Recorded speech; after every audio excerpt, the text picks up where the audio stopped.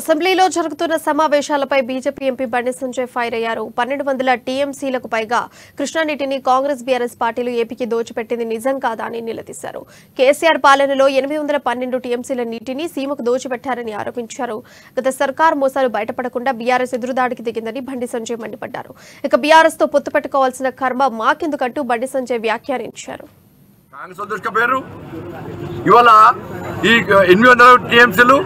TRS పార్టీల పేరుతోని దోషపెట్టించాలి అంటే రెండు పార్టీలు దాదాపు 1200 టీఎంసీలు ఈ తెలంగాణ రాష్ట్రాన్ని ఎడారి చేయడానికి ఇవాళ కాంగ్రెస్ పార్టీ గతంలో మోసం చేసింది, ఇప్పుడు బీఆర్ఎస్ పార్టీ మోసం చేసింది.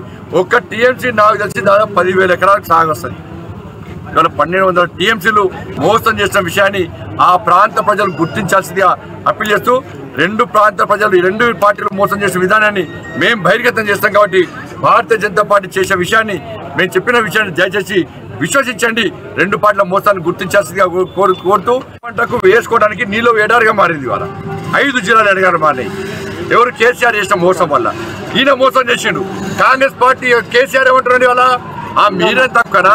రాజశేఖర్ గారు ఉన్నప్పుడు 400 టీఎంసీను పోతిరెడ్డి పాడు పేరుతోని వాళ్ళు దోసుకపోలేదా అంటున్నారు. అంటే పోతిరెడ్డి పాడు పేరుతోని కాంగ్రెస్